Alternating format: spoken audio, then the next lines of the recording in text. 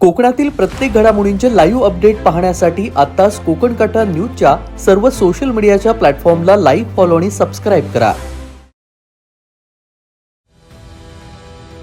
कोकणावर एक नवं संकट ओढावलंय. इटलीत पर्यावरणीय प्रदूषणामुळे बंद करण्यात आलेला कारखाना रत्नागिरीतील चिपळूण जवळील लोटे एमआयडीसी मध्ये उभारण्यात आलाय. इटलीमध्ये मोठ्या प्रमाणावर प्रदूषण आणि नागरिकांच्या आरोग्याला धोका निर्माण केल्यामुळे बंद करण्यात आलेली मिटिनी ही केमिकल कंपनी आता आपल्या रत्नागिरी जिल्ह्यातील लोटे परशुराम एमआयडीसी मध्ये दाखल झाल्याचा गंभीर आरोप आता स्थानिक नागरिकांनी आणि सोशल मीडियाच्या माध्यमातून करायला सुरुवात केली आहे. मात्र या सगळ्याचा इतिहास आणि हे संपूर्ण प्रकरण नेमकं काय आहे ते आपण जाणून घेऊयात. जरी इटलीमध्ये हा कारखाना 2018 मध्ये बंद पडला, परंतु त्याची यंत्रसामग्री आणि पेटंट एका भारतीय कंपनीने विकत घेऊन तो पुन्हा आपल्या कोकणामध्ये सुरू केलाय. तो आपल्या लोटे एमआयडीसी चिपळूण आणि खेडच्या अगदी मधोमध असलेलं लोटे परशुराम. लोटे परशुराम 4 दशकांचा विषारी वारसा आहे.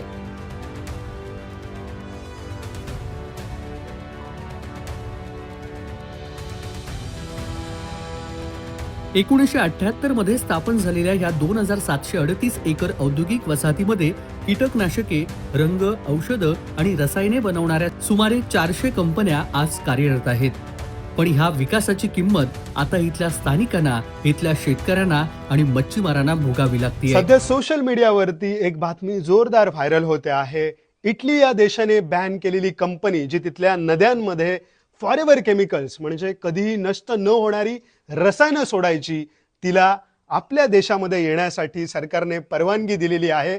आणि ही कंपनी कुठे येते माहिती आहे का? या रत्नागिरीतल्या लोटेच्या एमआयडीसी मध्ये. पण इथे येणारी ही पहिली केमिकल कंपनी नाही.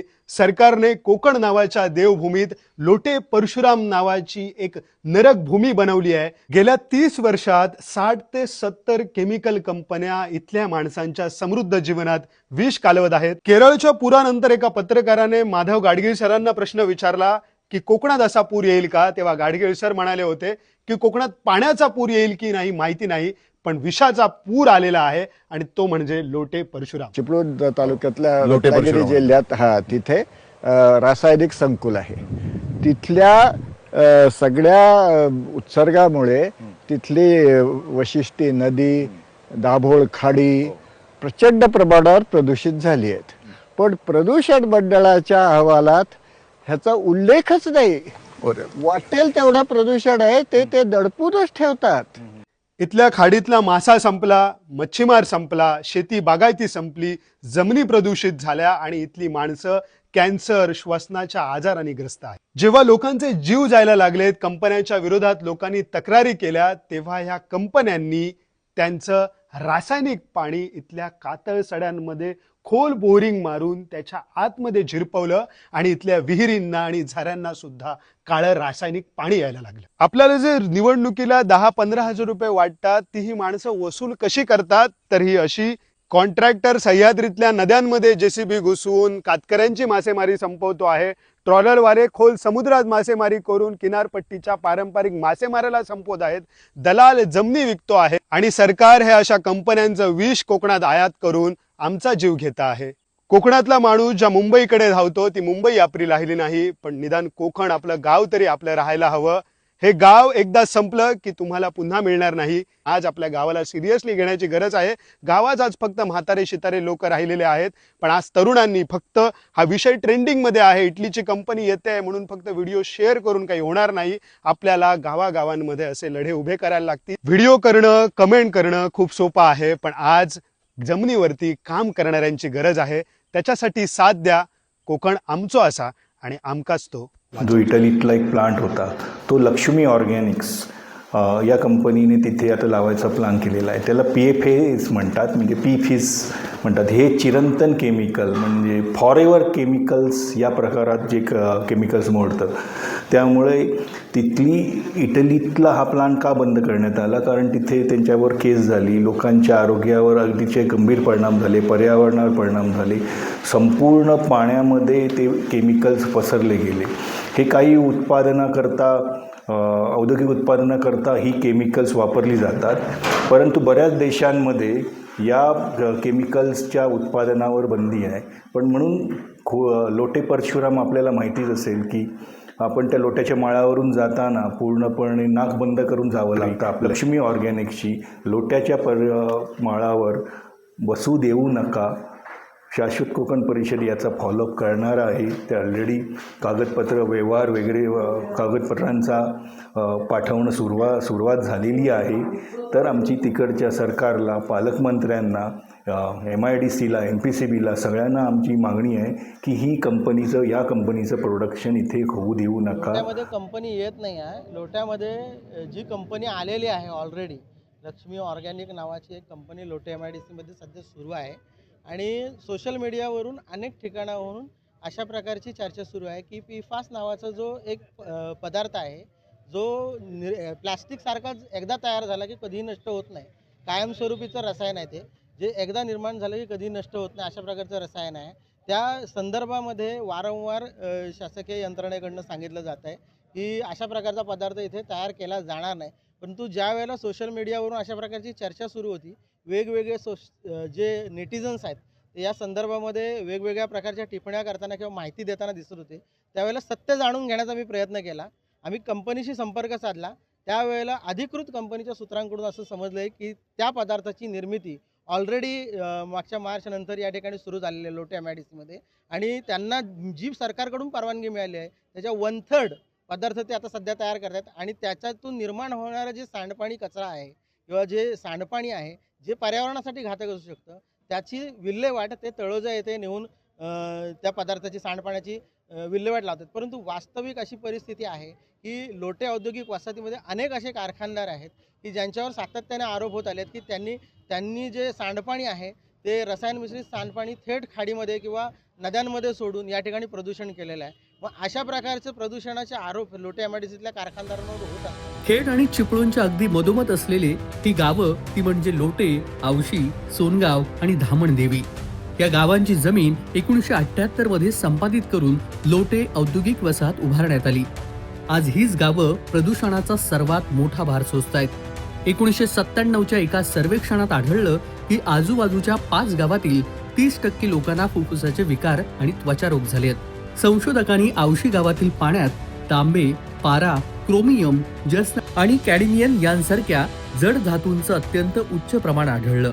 आता या कंपनीचा आपण इतिहास पाहूया.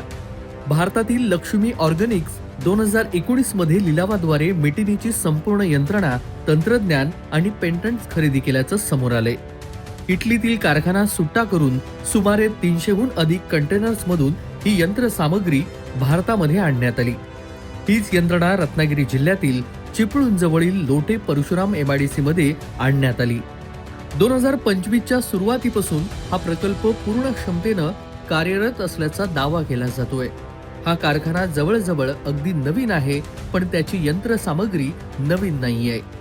ती इटलीतील विसेन्झा येथील पूर्वीच्या मेटेनी कारखान्यामधून आलेली आहे. देशाच्या अलीकडच्या इतिहासातील सर्वात मोठ्या पर्यावरणीय घोटाळ्यांपैकी एकानंतर 2018 मध्ये मेटिनी हा बंद पडला.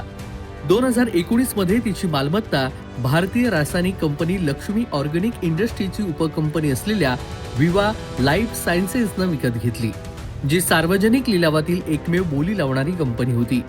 2023च्या सुरुवातीपर्यंत सर्व उपकरणं मालवाहू जहाजांमधून मुंबईकडे पाठवण्यात आली आणि त्यानंतर ती रत्नागिरीतल्या चिपळूणमध्ये आली. 2025च्या सुरुवातीपासूनच लोटे परशुराम येथील लक्ष्मीचा प्रकल्प पूर्णपणे कार्यान्वित झाला आणि तो कीटकनाशकं, औषधं, रंग, सौंदर्य प्रसाधनं आणि इतर उत्पादनांमध्ये वापरले जाणारी रसायनं तयार करत आहे. मला सोशल मीडियावरच्या आधी सगळ्याच माझ्या हितचिंतकांना एक विनंती करायची आहे की मी राज्याचा उद्योगमंत्री आहे. राज्याचा उद्योगमंत्री असताना त्या कंपनीची मी पूर्ण माहिती घेतलेली आहे आणि मी माहिती घेऊन स्पष्ट पद्धतीचं वक्तव्य देखील त्याच्यावर केलेलं आहे की कोकणच्या निसर्गाला डॅमेज करणारं प्रोडक्शन किंवा कोकणच्या जीवनावर परिणाम करणारं प्रोडक्शन जर एखादी इंडस्ट्री लोटे परशुराममध्ये नाही, कोकणाच्या कुठच्याही भागात जर निर्माण होणार असेल तर ती आम्ही व्हायला देणार नाही. नंबर 1. नंबर 2, PFASच्या संदर्भामध्ये जे काय पसरवलं जातं आहे, जे काय बोललं जातं आहे, त्याच्यातली वस्तुस्थिती पडताळून बघू. पण तिथे प्रोडक्शन जे सुरू आहे म्हणून सांगितलं जातं ते फ्लोरिनचं प्रोडक्शन सुरू आहे. 1% कमी प्रोडक्शन ट्रायल बेसिसवर ते त्याला क्युरो अल्काईन असं काहीतरी म्हणतात कॉपर आणि क्युरोआल काही नसं काहीतरी म्हणतात त्या केमिकलला, ते त्यांनी बनवण्याचा प्रयत्न केला होता. त्याचं विघटन त्यांनी तळोजामध्ये केलेलं आहे. परंतु याचं बेसिक थॉट काय आमचा शासन म्हणून, तर लोकांच्या जीवनावर परिणाम करणारी एखादी कंपनी जर येत असेल किंवा निसर्गाची वाट लावणारी एखादी कंपनी जर येत असेल, त्याला प्रतिबंध आपण करू. ही माझी भूमिका झाली, जिल्ह्याचा पालकमंत्री म्हणून भूमिका झाली. पण याच्यामध्ये केंद्रीय प्रदूषण मंडळाची देखील भूमिका विचारावी लागणार आहे. महाराष्ट्र पोल्युशन बोर्डानं 4 ऑक्टोबरला त्यांना नोटीस दिलेली आहे. त्यांच्याकडनं समाधानकारक किंवा असमाधानकारक उत्तर देखील अजून आलेलं नाही. त्याच्यामुळं कालच मला पर्यावरण विभागाचे जे सदस्य सचिव आहेत, आपले जे कलेक्टर होते MD सिंग, ते व्हिजिट त्या कंपनीला करतायत. त्याच्यामुळं कोकणावर परिणाम करणारा प्रकल्प कुठच्याही परिस्थितीमध्ये आम्ही होऊ देणार नाही. दरम्यान PFAS म्हणजे नेमकं काय आणि हा रसायनाचा समूह इतका घातक का आहे ते देखील आपण पाहूयात. PFAS हा सुमारे 12,000 मानवनिर्मित रसायनांचा समूह आहे. पाणी आणि तेल जिरपू न देण्याच्या त्यांच्या गुणधर्मामुळे ही रसायनं आपल्या रोजच्या आयुष्यात सर्वत्र पसरलेली आहेत. तव्याला अन्न चिकटू नये म्हणून लावलेला नॉन-स्टिक थर, पावसाळी जॅकेट, पिझ्झाचा धोका, बर्गरचा कागद, चेहऱ्याला लावायची क्रीम, लिपस्टिक या सगळ्यात PFAS असतात. विमानतळ आणि लष्करी तळांवर आग विझवायला वापरला जाणारा फोम, काही कीटकनाशकं आणि औषधं सुद्धा याच रसायनांपासून बनवली जातात. या रसायनांचा आरोग्यावर नेमका काय परिणाम होतो ते देखील आपण पाहूयात.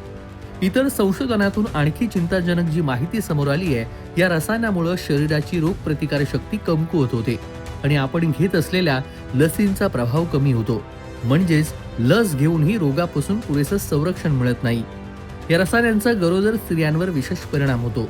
जन्मणारं बाळ कमी वजनाचं असण्याची शक्यता वाढते, गर्भपाताचा धोका वाढतो आणि यासोबतच बाळाच्या वाढीवरती देखील परिणाम होऊ शकतो. पुरुषांमध्ये शुक्राणूंची संख्या कमी होते आणि त्यामुळं मुलं होण्यात अडचणी निर्माण होतात.